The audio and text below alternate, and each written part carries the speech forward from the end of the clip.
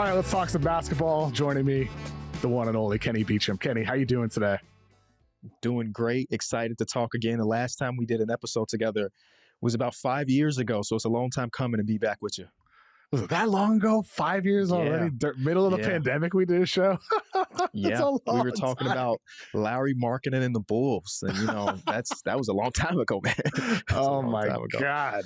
I mean, today we're going to be talking about League Pass darlings. These are the teams and the players and X's and O's, whatever it is we want to talk about, that we're most excited to watch this season. So, Kenny, I want you to start us off. What's your first League Pass darling?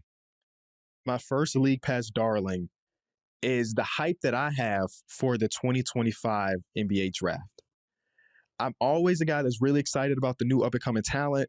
And then last year for the 2024 draft, I got a month into the season and I recognized a lot of the stuff that people are writing about the 2024 class is kind of true.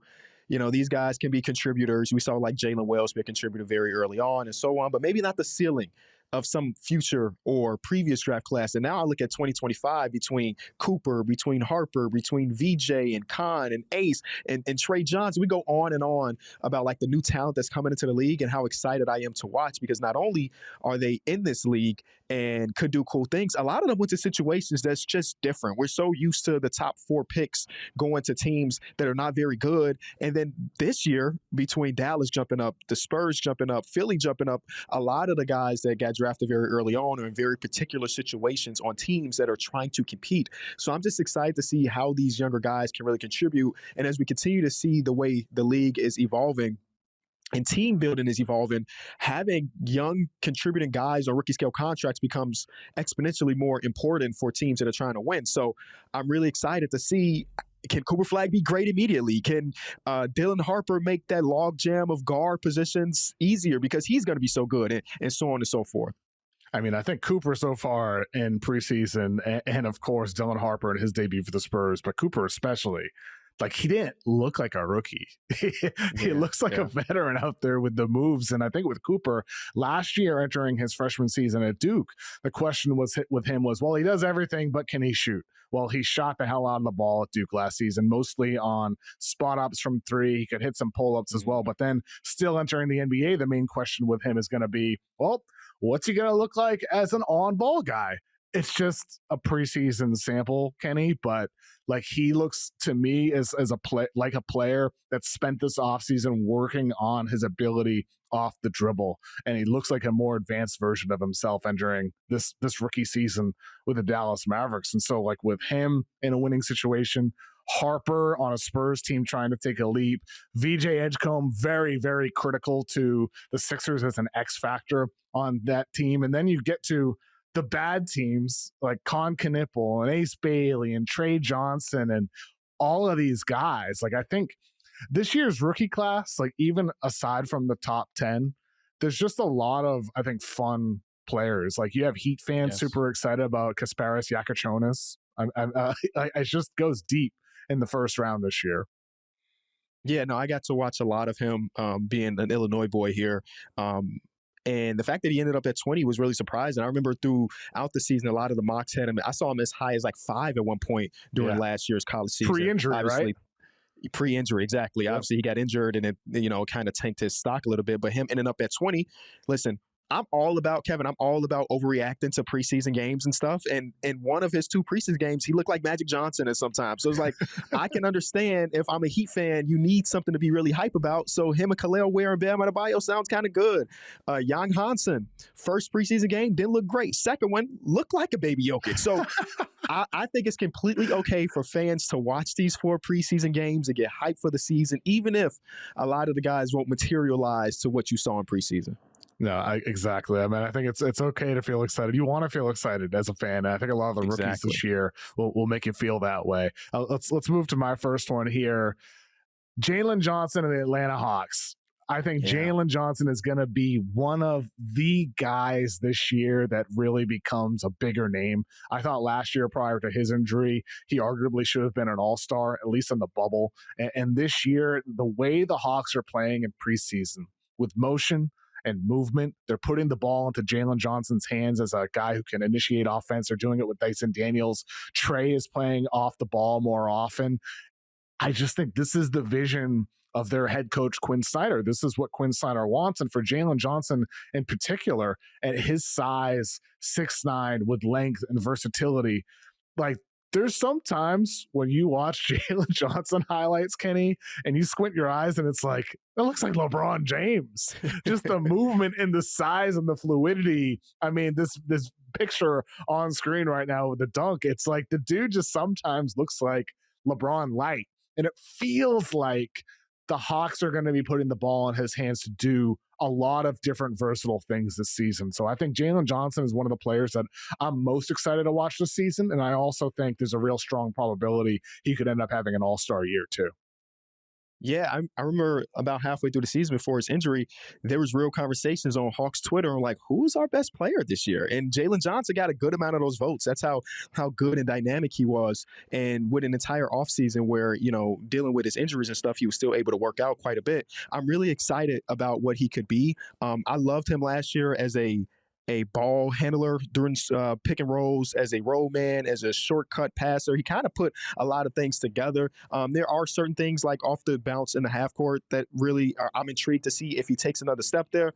But I don't know. I think what scares me a little bit is that we all love Atlanta this season, right? There's got to be something there. If 99% of people that talk sports is like Atlanta's the third best team, the fourth best team in the conference, it scares me also knowing the Atlanta Hawks have been a playing team for like a decade straight, it feels like. But if there's any time to be hyped, it's right now.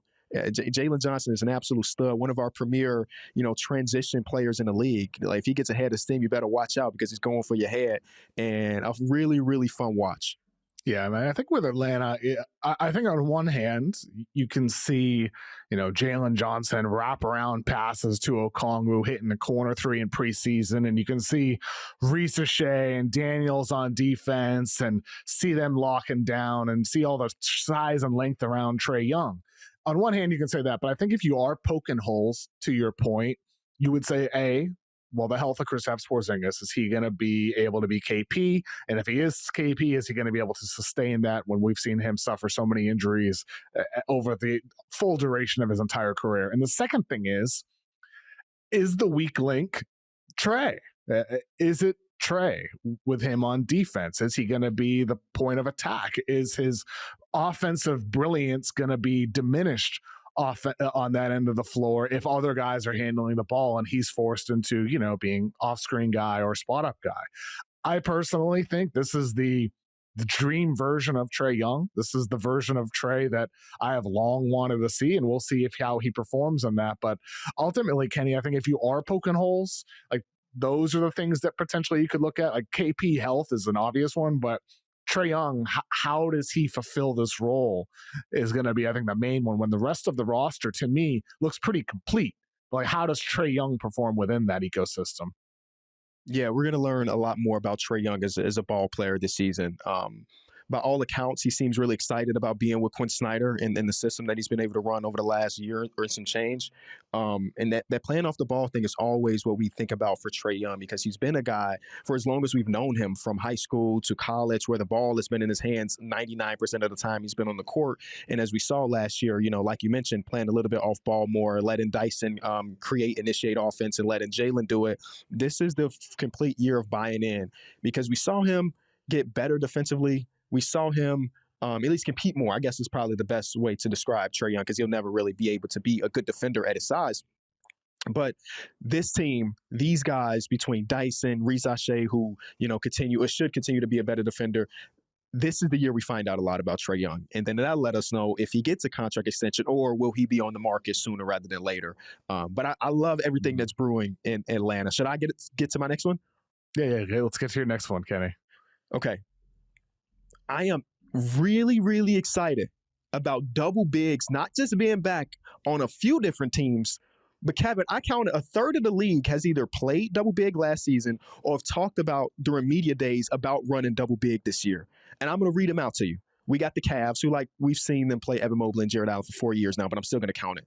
We got the Hawks, who Quinn Snyder talked about Porzingis and Double O potentially playing together quite a bit. We got the Heat, Khalil Ware and Bam Adebayo. The Knicks, Anthony Towns and Mitchell Robinson, that front court might be the reason why I might pick the Knicks to win the Eastern Conference this season. We got the Mavericks, of course, with Anthony Davis and Lively or Gafford. The Nuggets, Jonas Valanciunas and Jokic. Adelman talked about potentially running that together. I cannot wait to really see it. They played zone defense in their most recent preseason game with those two out there. It's awesome.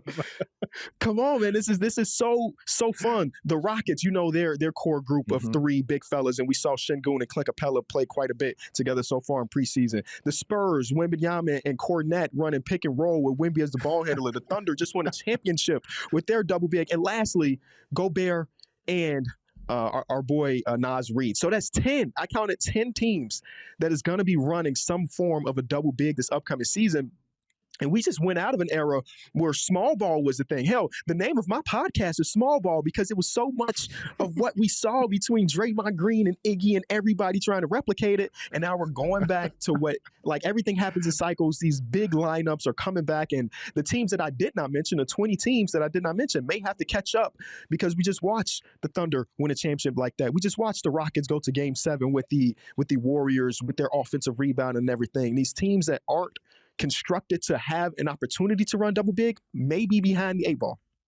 I think double big, that's a perfect one. To me, like, that is definitely one of the biggest trends in the whole NBA. Like last year with Houston in the postseason, with Şengün and, of course, with Steven Adams, those two together just pounding the offensive glass. Are we going to see that replicated? Are other teams going to try to attack the offensive glass in order to create more second chances? Because I think Houston showed something that even with a very limited offense, you can still generate efficient opportunities with that type of lineup that you throw out there. And so I think a lot of these teams across the league, I think about the teams that don't really have that card to play, like the Kings, for example. I mean, for them, it's like Domantas Sabonis, and that's it. Like Maxime Reynaud as a rookie, are you going to play him together? Are you going to play, like, Saric isn't really a true 5.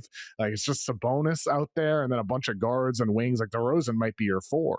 And I think, some of these teams, that is a template. To me, lineup flexibility is one of the keys to deep playoff success. Having the ability to play with 2 bigs, 1 big, or no bigs. And that's what's so exciting about Denver, too. The fact they now have the best backups of Jokic's entire career, who they might play with him in spurts, but then they can go with, like, Aaron Gordon at the 5 sometimes if they want to in spurts. And so I think all of these teams that are building flexibility is so critical. And I think, Kenny, like, going in cycles is one of the most interesting things about this. I remember, like, the legends, Jonathan Sharks. Like, I remember a long time ago on The Ringer, he wrote an article about how OG Anunoby is the future of the center position in the NBA. Wow. And, like, at the time, it felt like, oh, wow, this actually could be true. Like PJ Tucker, OG Anunoby, similar body type.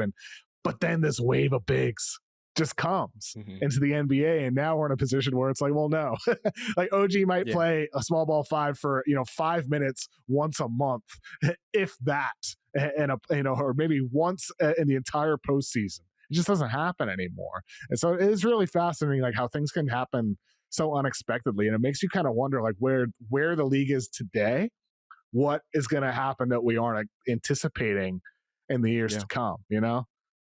Yeah, I wonder what percentage of the small ball era, if you will, was out of necessity. Obviously, there's a lot out of, like, mimicking the Warriors, who was just the dynasty, but also out of necessity when there wasn't a ton of, like, really diverse bigs. I mean, you think about the names of the players that I just mentioned, a lot of them are diverse bigs who can, either create for others, or, like, if they aren't diverse, they're really elite at one thing, like a Steven Adams on the offensive glass. So with us continuing to see so many great bigs enter the league, this might be the way it's going for some time before, again, it reverts back to, maybe speed and athleticism is back to the king across the NBA, but we don't really know. And having the opportunity, like you said, I completely agree with, roster construction is so perfect when you have an opportunity to go no big or go 1 big or go 2 bigs. Those are the teams, in my opinion, that have the highest ceiling, like you mentioned, the Denver Nuggets. Now, the next team I want to talk about here is the Orlando Magic, and they're a team that doesn't really pull that card, but they're different in the sense that, you know, they have Wendell Carter as their 5, Goga Bitadze as their backup 5, but then they have a bunch of like big wings and forwards, Banchero and Franz Wagner as well that allow them to play inverted. Now with the Magic, what I'm excited about with them this season is their other guys. I'm excited about their rookie Jace Richardson. Who so far through preseason, they're using him like he's in constant motion without the ball in his hands, constantly moving. He had a play where he inbounded the ball and immediately sprinted right into a dribble handoff for a 3-pointer. Like, it's just fun the way they're using Jace Richardson. And then you have Tristan da Silva, who had a really good rookie season, who had a really good summer as well, playing in Eurobasket for Germany. And he looks like he's going to build on that this season as like a real rock solid 3-and-D guy who can do a bit more off the dribble as well. Really good defensive player. And then you have, kind of just forget about him, Jett Howard, who quietly looks like he could be having a breakout preseason. Again, it's just preseason, but entering year 3, it's like, I'm intrigued by Jett Howard. He's averaging 20 minutes a game in preseason. He's shooting the hell out of the ball. He looks very comfortable off the dribble. And I'm just very intrigued by these other guys in the Magic, because so often we talk about Paolo Banchero, Franz Wagner, the acquisition of Desmond Bane, and rightfully so. Jalen Suggs being the dog that he is. But to me, like, they have so many X factors on their team that can help raise the ceiling and both raise the floor and the ceiling for this Magic roster. That I can't wait to watch this team for the guys that aren't even just the star players. Yeah, I love the Orlando Magic this season. Obviously, they gave up a lot to bring in Desmond Bane, but he is kind of the perfect fit of everything that they need. The 2 guys that you mentioned, the younger dudes, the Jason, the Tristan da Silva, I'm all in on those dudes. And, you know, I think that, you know, what did Jace ended up going in this year's draft? Like 25th in this year's draft. And immediately I was thinking to myself after, because we did a little draft show, like, did so many teams overthink this? Because when he was listed at the combine, I think he was like a smooth 6 feet, if that. You know, it was like, oh, is he too small to do this?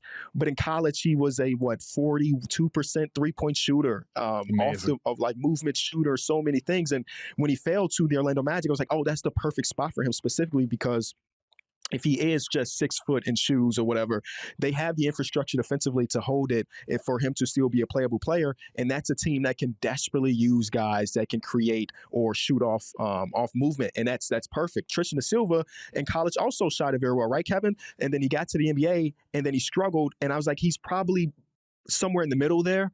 And if he's somewhere in the middle there, that's one of the best 3-point shooters on the Orlando Magic this season. So I'm really excited. Every time someone comes off one of those Eurobasket or overseas ball for the summer, I'm so high on them. Well, everybody else is catching up and ramping up their conditioning. A guy like Tristan da Silva has been playing all summer, and he's going to be ready from game number 1. A guy that you did not mention that I did an entire segment on, Anfernee Black, right? Anfernee Black is a guy, you know, that was drafted 5th, 6th overall in his draft. And I made the point that I think that for his future and maybe for the future of the Orlando Magic, that he should be trying to go on the career path similar to Nickeil Alexander-Walker. I would love to hear your opinions on it. Yeah. More of an off-the-ball guy who in his first season, he shot it well, low volume, yada, yada, yada. In year number 2, he struggled. But in the second half of that season, year 2 of his career, or what year are we in? Are we going to year 4 or are we going into year 3? For Anfernee Black? Anfernee Black. I think year 3. Yeah, because that was the Okay. Jett Howard and Anfernee Black draft. Yes. That's right. Okay, boom. Second half of last season, he shot it really well. So I just feel like, you know, we already know who he is as a defender, right? He's one of the dogs in the NBA alongside pretty much everybody else in his roster. If he can get away from playing on the ball and become more of a spot-up guy, that can just help the Orlando Magic, obviously, especially if Tyus Jones is going to be there too as a backup point guard. So I'm all in on a lot of these younger dudes. And you kind of forget that this is still a really young team, right? We all have really good expectations for them, but they are still really, really young. You know, I had Desmond Bane in my pod a couple of weeks ago, and he was talking about some of the players on the roster, and he mentioned how like Wendell Carter is going to be the X factor, and he mentioned the chemistry that he has with Paolo Banchero, and he mentioned he loves Anfernee Black. And so I think, like, you're right, he is worth mentioning as definitely one of those X factors. Like the Magic, just like they have, like some of these teams across the NBA, they have really good core pieces, and then also really good young cores. Like I'd say the Magic have one of the 10 best young cores in the NBA and also one of the 10 best veteran cores. And that's not a thing you can say about a lot of teams out there right now. So that's my second one. Kenny, what's your third League Pass darling? Okay. I need you to just let me have this one. Let me put the card on the table. My bias. I'm putting it right up front. Oh God, the Bulls. League Pass darling, Chicago Bulls. Talk to me, Kevin. What do you think? When you think about League Pass darlings, teams that are not going to win a ton of games, but are going to be fun to watch. Sure. High pace, good three-point shooting, great passing, good movement, take over games occasionally, buzzer beaters. You know we got those between Josh Giddey and Kobe White.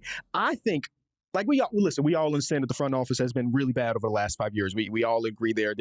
We don't know where this team is going. But if we're looking at the product as is, it's gonna be a fun watch. I like that's my pitch is that we're gonna be fun to watch and people should tune in. There's a chance. I mean, I love Matas Buzelis. I love Buzelis. I mean, I would love to get rid of Vucevic and Zach Collins. Yes. Trade Kobe White for a haul if you're just not going to sign him, which is like, what's going on with Kobe White, Kenny? Do the Bulls want him or not? Yeah, I wish I knew. Strange, very strange. I feel like he'd be a guy that you'd want to have as a keeper. I mean, look, I think the Bulls are going to be, I think they qualify as a League Pass darling. It's just maybe I'm focusing too much on those things that still need to change.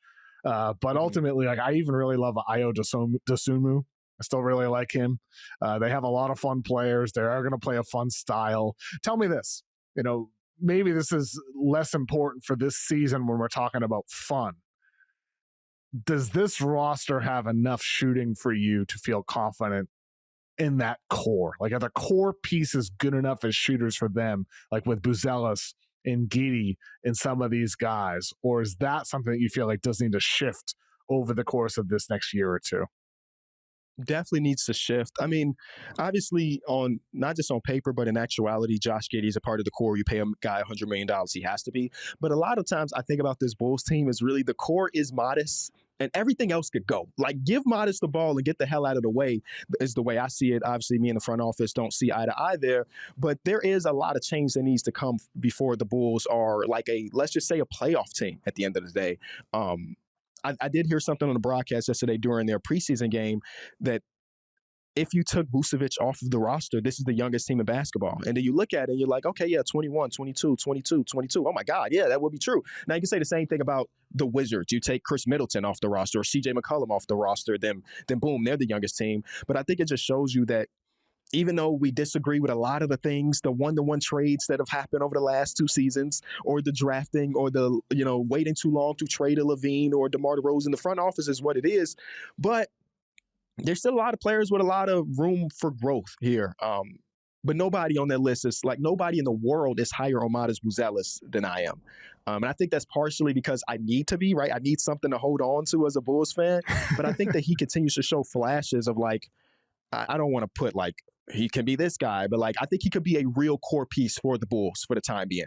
And getting that at 11 is pretty special. And I think he definitely could go down as one of the biggest steals of the 2024 draft. I'm still surprised he fell all the way to 11. Like he had a workout with the Atlanta Hawks, who drafted number 1. Like he was in consideration for the number 1 pick in the draft, and it seemed like a full certainty he'd be going in the top 4 or 5. And so for him to fall all the way to the Chicago Bulls at 11, his home state team, it seems like it could be a really good story, like a blessing in disguise for him. And he was great his rookie season, got better every month, and you would expect that he's going to build on it this year. After Buzelis, who were the 3 players you're most excited about with the Bulls' future? That is a very good question because I think Modest is number 1 S-tier prospect. And then after that, we get to like that guy's a C-tier prospect, maybe a D-tier prospect. I guess it has to be Josh Giddey, right? 22 years old at this moment in time. I can't look past the deficiencies, obviously. I think we all can agree that he's very far from a well-rounded NBA player. Hell, even in preseason so far, the Bulls have started off every game losing 16-6, and then Josh Giddey goes to the bench, and then they're back into the game because Ayo Dosunmu has checked in, right? So he's very far away from a guy that you would trust in a postseason series or anything like that. But he probably has to be number 2 because of the youth. And the things that he does well, he does very well. The things that he does poorly, he does very poorly. So there's big swings between him as a ball player. And then lastly, I mean, I guess we have to put Noah in there, Noah Sengate, because we just use a lottery pick on him. Still very raw player. I can't say that I'm completely behind him as a player just yet. It scares me when the number one thing on his scout report is that he draws a lot of fouls in this other league across seas. It's like, are we expecting him to do that in the NBA? So that's a bit weird. And then lastly, I don't know, Kevin. That might be kind of it. Those are the guys we have to count on, man. Listen, my goal is to every time I do a podcast appearance, I get the other host to talk about the Bulls, and we just did it, Kevin. We just talked about the Bulls for 10 minutes, I think. I mean, look, I think they're going to be fun. I mean, they have a lot of young players to watch. They're not going to be good, though, this year. I hope they trade away some of their vets and get a haul back, because this 2026 NBA draft class, you want a high pick. You want a top 3, top 4 pick. Let's move on to my third one here. Anfernee Simons of the Boston Celtics. I cannot wait to see Simons playing Missoula ball all year long. So far in preseason, over 60% of his shot attempts have come from 3-point range. His last game on Sunday against the Cavaliers, he looked like Dame. He just did. I mean, it's just the reality of it with the off the dribble stuff he was doing. 6 of 9 from 3, step backs, off the catch. Just the dynamic ability that he has a scorer we've long known watching him with the Portland Trailblazers. And so I think this year with the Celtics, really as a whole, you know, it's really interesting, Kenny. Like, they're over under the season. I think it's like 45.5. And this is a team that is at least going to play until probably February or March or the whole season without Jason Tatum. But the fact they're over under is still over 500 at 45.5. I think is a testament to some of these players they have on the roster. Anfernee Simons being one of them that can elevate their play to another high level. Peyton Pritchard, of course, as well. It's not just Jalen Brown. It's not going to be the Jalen Brown show this year. Derek White could get better too. And so I put the Celtics and Anfernee Simons specifically as a league pass darling for me, because I think even if they end up hovering around 500 all year, they're going to be one of the more fun and interesting teams to watch. And Simons in particular, to me, this is the opportunity of a lifetime for him in this Boston offense. And I can't wait to see what he does there. Yeah, I think he might be the number one case of a player moving this offseason that people are like, oh, I didn't know he was that good. You know, now that he's playing in Boston and maybe have way more eyes on him compared to when he played for the Portland Trailblazers. So I can see that. Kevin, do you think that he finishes the season with Boston, or do you think that he's potentially moving by February? I think it depends on their priorities. It's a really good question, because I think with the Celtics this year, if they feel confident that Tatum is going to return in March, let's just say that that's the reality. Let's say he's going to return in March and the Celtics are on pace for 47 wins or whatever, and Tatum's likely to come back. To me, that's going to indicate that Simons is part of the reason why. That Simons is having a great year, along with Peyton Pritchard and Derek White and all these other guys who are stepping up in the absence of Jason Tatum.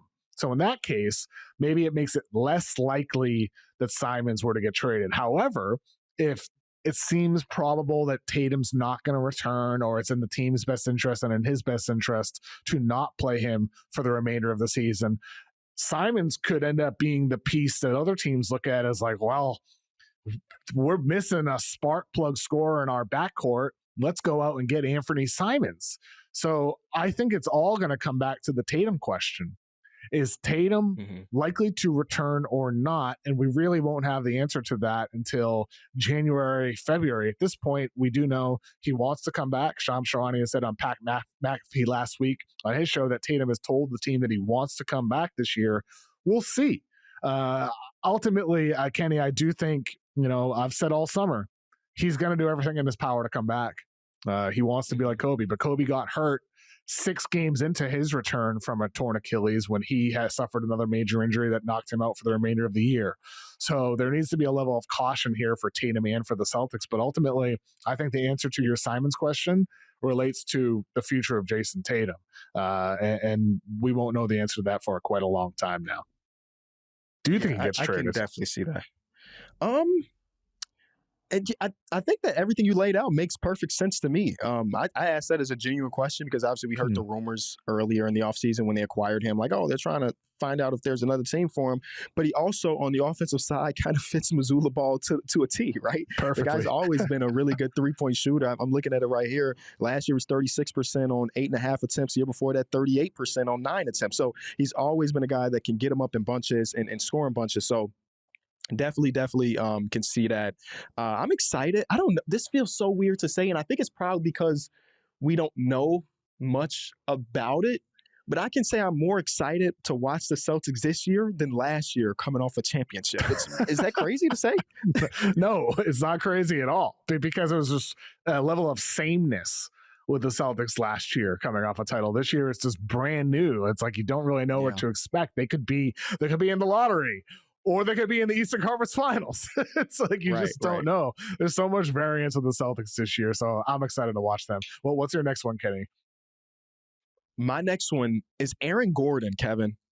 I'm I'm really excited to watch Aaron Gordon this season for a few different reasons. Aaron Gordon, I always had like a love for these glue guys, these guys that like you put them on a team and you watch them turn into a contender, whether it be like a Derek White, a Aaron Gordon, or like really Alex Caruso, really prime examples of this kind of guy. And then all of these offseason / media day quotes really got me hyped for Aaron Gordon. Obviously, we all know the Denver Nuggets made some big time acquisitions between Cam Johnson, between Valanciunas, even Tim Hardaway Jr. I'm counting as a big acquisition because Bruce the bench has always been pretty bad. Brucey Brown, he's back. But here's one of the quotes from Aaron Gordon. I just have to turn it up on defense. We have so much talent on the offensive side. I'm not even worried about that. So I can see, like, a lot of people talk like this, Kevin. I remember a few years ago, D'Angelo Russell said he was going to be Derek White for the Lakers. And it lasted like 2 games before he was not, you know? But when Aaron Gordon says something like this, I'm like, yeah, that makes sense. I can see him flying around, and this is a team that's going to need to be a better defensive team if they want to win a championship. I can see him being that. And then also, we have the quotes from David Adelman, who talks about him being like Clay. Whatever you really need Aaron Gordon to do, he can do it. We've seen him guard Trae Young. We've seen him guard Luka Doncic. We've seen him guard centers. We've seen him be a post-up player. We've seen him turn into a good three-point shooter. There's so much that Aaron Gordon can provide for this Denver Nuggets team on a day-to-day basis, and he is and has been Mr. Nugget for a reason, but the perfect piece to keep this Nuggets window open as far as championship contention. I think that's well said about Aaron Gordon, Kenny. And like, he's one of my favorite players in the whole league to watch too. He's just so dynamic. He can just do so many different things for your team. He can be a guy who initiates pick and roll. He can be a guy who he's become an elite shooter. That was his big flaw he had back in Orlando, back when he played in college at Arizona. He was always a shaky shooter. He's become an elite shooter, and he can do stuff off the dribble. He can post up. He can defend any position on defense. Aaron Gordon is just, he fell into a perfect situation with the Nuggets, and he has become the perfect player within that situation. He didn't stop getting better for the Nuggets, and very well. You know, this year he could improve even further. He's looked great off the dribble in preseason for Denver as well, and this kind of ties back to your previous one with the double big lineups with Denver. To me, like, even though they're a contender, like they're right there with OKC in the Western Conference as one of the favorites, they belong still as a league pass darling. I am just beyond excited to watch the Nuggets this year because I think this team, they have so many different ways that they can play basketball around this Jokic as the center of the solar system. And to me, it's even more extreme than it's ever been. They can play so many different ways. They can play with Gordon at the 5. They can play with Valanciunas out there when Jokic is off the bench. They can play through Gordon or have him just be one of the guys. And I don't know. I just think with Denver, man, OKC belongs as the favorite. They're defending champions. They could get even better with all their youth. But ultimately, Kenny, like, you look at this Denver Nuggets roster, and it like, in a vacuum, it is hard to argue against them, which really just speaks to the greatness of OKC. But we really might have 2 juggernauts in the Western Conference with OKC and Denver, and then everybody else. And everybody else is really good, but it's very possible it just comes down to these 2 best teams in the West being on a level of their own. Do you think that's fair to say with OKC and Denver, whereas everybody else suddenly feels less important in the West, as deep as it is, if it just becomes these 2 teams on the level that it seems they are? Yeah, I would agree with that. It's really insane that we just watched one of the youngest teams in the league win 68, and they were going into the Crazy. offseason like, well, I think I might pick this other team. But that's not a demerit to the Thunder. It's more like the Denver Nuggets were just in 7 with them, and they got better. They have the best player in the world. But I could agree that, like, those are the top 2 teams as contenders in the West, and then everybody else that like probably need some injury luck or, you know, be on the right side of the bracket. Hell, maybe OKC and Denver see each other in the second round instead of the conference finals, and now they're beat up come conference finals, and now a certain team can come in and slip in and win the conference because of that. But I think it is these 2 teams and then the rest, honestly. My next one here, let's go from one of the best teams to one of the worst teams. The Brooklyn Nets. Even their own team owner, Joe Tsai, had a strange quote last week where he said, "We have 1 pick in 2026, and we hope to get a good pick so you can predict what kind of strategy we will use for this season, but we have a very young team." The owner of the team is basically saying, we're going to tank. We're going to tank. After having 5 picks last year, only 1 pick this year. I'll tell you what, the reason why I have them as a league pass darling, even though this is going to be a tanking team, is because they just have so many fun players. I don't care how much this team is losing.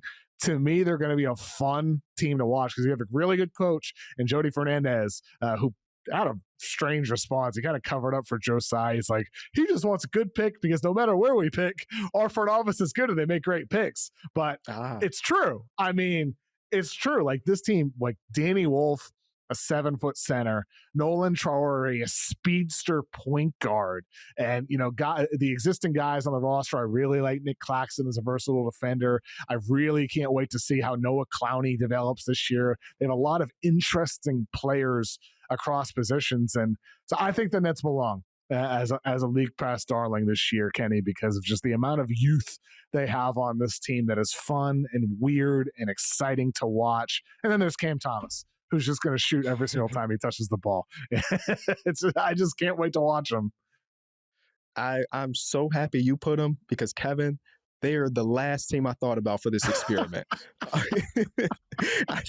I think this is going to be a team by December 2nd. I am box score watching Brooklyn Nets games. I'll be honest with you.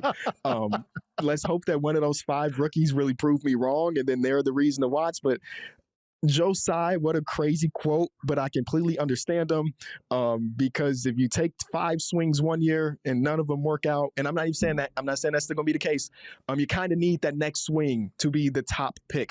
You can't really afford for Jordy to outcoach the other coaches, and now, they are way better than anticipated. Wow, what a great pick, Kevin. I mean, you're the guy who loves Matas Buzelis and Josh Giddey. I thought you'd have a thing for Yegor Demon. You're right. When he was mocked there earlier in the season, I was pulling my hair out. We already got Josh Giddey. Why do we need another one? How long before they start running the 5 guard lineup? We talked about double bigs. How long before we have 5 point guards on the court? And I'm going to count Danny Wolf. 4 point guards and Danny Wolf on the court. He's a point center. He definitely counts. So like we're looking at a lineup of Yegor Demon, Danny Wolf, Nolan Traore, Ben Saraf, and who are we missing? We have 4 right there. Cam Thomas. Cam Thomas as well. Cam in there. Yeah, Cam Thomas the antithesis of a point guard. Yes, yeah. Exactly. So, so those 5 out there. I mean, Cam Thomas is going to get his buckets, but a lot of touches going on. That's the thing. Like, dude, like for me, like league pass darlings, they're not going to be good. At one point in the season, they might suck to watch. But it's just so many different little storylines and threads I can't wait to watch unfold over the course of the year. Like MPJ, as an example, does he get opportunities to develop his game off the dribble, or is he going to be in that off-ball role like we saw him in Denver when there's a lot of guys that deserve touches on this team? Do like some of the veterans become trade targets like a Terrence Mann type, a Haywood Highsmith, or guys like that as a piece for contending teams? It's just a weird team with a lot of weird players, and that's why they're on my list, even though I understand that for a lot of people, they're not going to want to watch that group at all. What's your next one, Kenny? This is your 5th one, your final one. My next one. Yeah. Okay, yeah. Putting all jokes aside, there are some, like you mentioned, really intriguing stuff. Nicholas Claxton is one guy that I really like in the NBA, and last year it wasn't exactly what I anticipated his progression line to be like. So I'm excited to see if he can get back to, at one point I was looking at him as like, man, he's one of the most versatile 5-man defensively in the league. And, one of the best switch defenders in the league when he's playing at his best. One of the best. Exactly. But last year, the dip made him unappealing to other teams. Like he's going to restore his value this year, not just for the Nets, but for like the other 29 teams that might see in him a centerpiece on the roster. And thus far, we'll see. It's going to be a bounce back year for him. Yeah, at his peak, I feel like we talk about the double big thing. He could be a guy that can fit into a double big lineup because of that defensive versatility. Mm-hmm. All right, I'll give you my last one. This team is on a similar tier than the Brooklyn Nets, so I can't laugh at your Brooklyn Nets pick. The Charlotte Hornets could be a fun basketball team, right?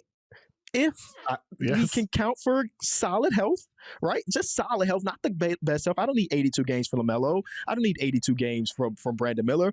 But I am intrigued with this team. I do think that it's going to be hard for them to put together a competent defense, given the pieces that are on their team and all. But as far as like another really fun team, Charles Lee coming from where he comes from when he was an assistant, his team last year jacked up a lot of three-pointers. Brandon Miller kind of eliminated the in-between game that we saw him have in college in his first year of his NBA and turn those into three-point shots. And though he didn't shoot it very efficiently last year, he's a guy that I will put $1 million on the fact that he's going to be a plus three-point shooter for the entirety of his career. He's just too silky smooth from behind the arc.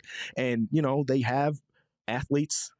I can see Diabate getting 12 offensive boards and a half one time this season. So there's some really intriguing stuff. And then we talked about the rookies, Knipple. I feel like he kind of puts a lot of these things together. So I'm intrigued. I bought a lot of Charlotte Hornets stock last year, trying to predict them to do what the Pistons ended up doing. Obviously, I was so wrong, and I won't buy into that level again. But there are some really intriguing stuff. And I think that LaMelo has been, and some realm of NBA Twitter super overrated, but also another realm super underrated. And I kind of steer more to like slightly underrated as far as being this jumbo playmaker. I still think he cannot hold water on the defensive side, and that's the next point of his progression. But I could see myself loading in on a 6 o'clock game because they have the first one and watching the entire first half of every game of their season before I switch on to some other game. With this team, I agree with everything you said. To me, like they're on the list as well. Well, I'm very excited to watch the Hornets this year, and like that's even LaMelo aside. Like even just putting aside how fun LaMelo is to watch, it's almost all of these other guys that are intriguing the most. Like I know what to expect with LaMelo, but with does Brandon Miller take a leap? How does Knipple look as a rookie? Ryan Kalkbrenner, their second round rookie center from Creighton. Does he become the guy for this team? Does he become like the next Brook Lopez at 7'1", massive frame, can shoot deep threes, without any movement at all? There's just an interesting group of young players on the Hornets with a really good coach as well, and Charles Lee. To me, with this team, Kenny, the big question with them is still, can LaMelo Ball stay healthy? And can LaMelo Ball play winning basketball? How important is that to you when it comes to the fun factor in watching the Hornets? And also, do you believe LaMelo has that in him to play winning basketball for the Charlotte Hornets?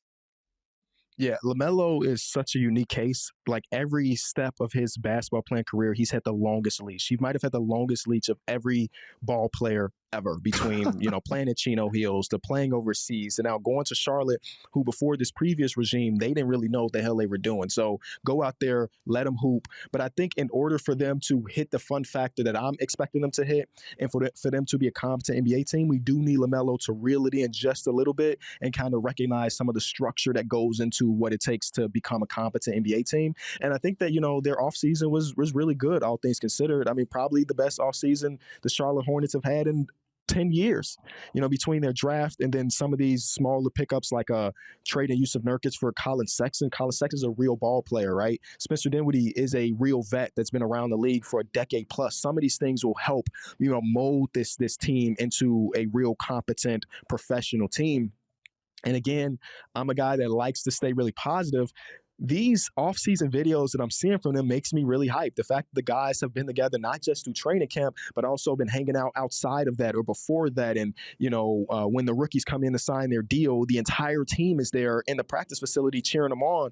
That type of stuff cannot be understated in my personal opinion. So LaMelo does need to reel it in just a little bit, but also that long leash is one of the reasons why he can be really fun. Mm-hmm. But you gotta balance it, and he has not been able to do that yet.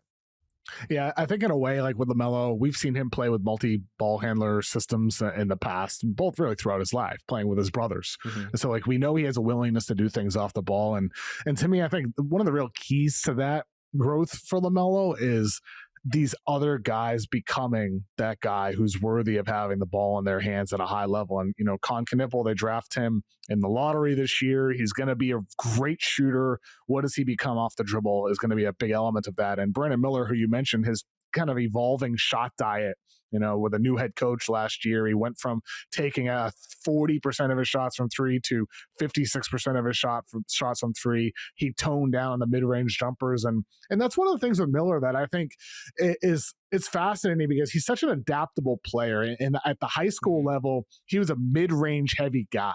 And then he went to Alabama playing for Nate Oates there. And they played a very, you know, analytically driven style where they took like 5 mid-range jumpers the whole year. They didn't take mid-range jumpers at all. It was even more extreme than like NBA teams take it. And Brandon Miller did not take mid-range jumpers. And some people use that as a critique of him while he's forcing certain shots. Well, it's like, no, in high school, this is where he lived. And then NBA, we've seen him play 2 different ways.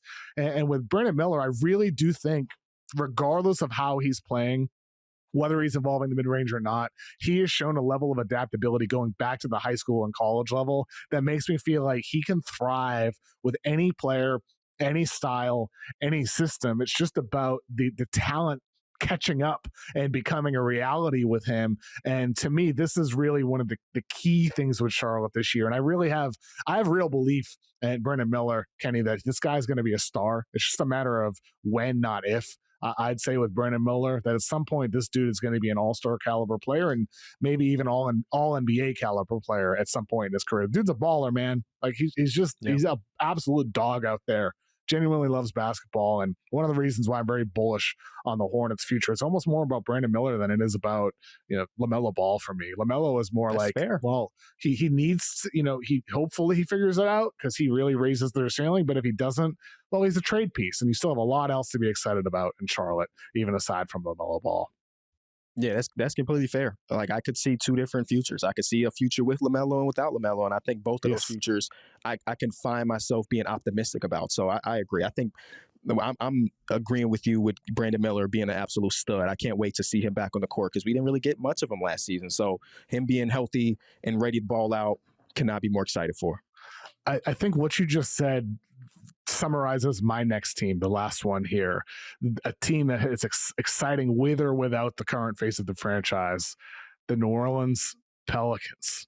Wow. Zion Williamson obviously dropped a ton of weight this summer, looks great, and all eyes are going to be on Zion this year. And I can't wait to watch Zion. Like, it's very possible we see peak Zion Williamson this year for the Pelicans, and that very well could change the way in which the team performs. But last year, they had a lot of injuries. I mean, Trey Murphy was out. Herb Jones missed a ton of time.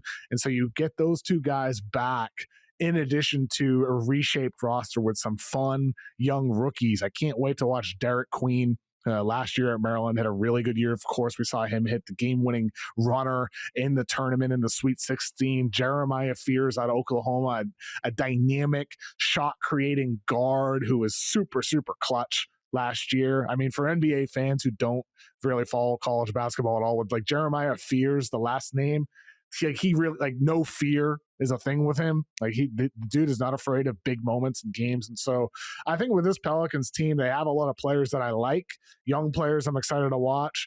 And then they have like the fun, like Jordan Poole, like go to work, man. Like, take a ton of shots. I look forward to seeing the way this Pelicans team performs. And in some ways, Kenny, I think with New Orleans, they're definitely projected to miss the playoffs considering how strong the Western Conference is. But I do think it's worth thinking about how good this team was when Zion was healthy just a few years ago. I mean, this was a team that was in the playoffs. They did win 49 games. I think there's an outside shot the Pelicans end up being in the playoffs in the Western Conference, regardless of how deep it is, because there's always surprises every single year in the NBA. And if you get 70 games out of Zion Williamson, 75 games, which you can't rule it out, this team, maybe they end up way better than anybody anticipates. And suddenly, Joe Dumars trading away their pick and their swap. He gets the last laugh. Yeah. No, when you said Pelicans, that's what my mind went to immediately. That dang on trade that they put off on draft night. Wow. But no, this might be the best pick of the episode, Kevin. I don't know how I didn't have them. This is a perfect, when you think about the definition of a league pass darling, I don't think it gets much better than the Pelicans' current roster. Between Zion looking different and him playing for something, between Trey Mayfield III, who also always finds a way to be unhealthy. He averaged like 21 points per game last season. That's a huge jump from his previous years. Even the younger guys, between like Yves Missy, who surprised the heck out of me because I didn't really know much about him going into his rookie season. So this is the definition of that, because there's such a big range, right? The big range. They could be a team, like you mentioned, that could win 50 if everything goes right, 49 or whatever you mentioned. Or this could be a 30-win team. This could be a 26-win team. It's not that far off either. So trying to figure out exactly where they lie amongst other teams in the Western Conference is the real reason why we watch, right? It is the exact reason why we watch. And Zion is a beast if he's healthy. And I am curious to see, with this new change in way he looks, how much that impacts his overall play style, right? His athleticism, or the strength that he used to overpower his defenders. Does he lose some of that? Does he become more finesse? I mean, he was already a pretty decent finesse guy too around the rim. So there's so many question marks, and those question marks lead it to them being darlings. I think that's spot on with Zion. Those Zion questions. It's going to be really interesting to see the way he evolves as a player. And I think with any of these guys who lose weight over the summer, and I sure as hell know about the trouble with keeping weight off, like Luka and Zion, do you sustain it over the course of the year? Like that's the big question with some of these guys. And with Zion, hopefully, I hope to God that guy stays healthy. Because talking about fun players, Zion is one of the 10 funnest players in the whole NBA to watch when he's healthy. So, hopefully he can stay healthy. Hopefully the Pelicans can be at least competitive, at least fun in the loaded Western Conference. But Kenny, appreciate you joining me today, man. We can't go another 5 years without you doing a pod with me, man. Please, this is really good. I'll definitely ask you on again this season. But sometimes I'm hesitant to ask because you're so busy. You're always doing so much. You're doing everything, it seems like. Please let people know where they can find your stuff this season. Yeah, you can find me at Enjoy Basketball. We have a few different shows on our network that are, doing some really cool things, as Kevin is too. Everybody's ramping up for this upcoming NBA season, and there's so much great content, when it comes to the game of basketball. Hopefully, if you enjoyed this episode, you'll come watch some of mine. And I'm excited, Kevin. This was fun, and hopefully we can do the home and home, and you can come onto my show sometime throughout the season, and we can chat. It's a yes. Let me know anytime, and I would love to, Kenny. Appreciate you joining me today, man. Have a good rest of your day. You too.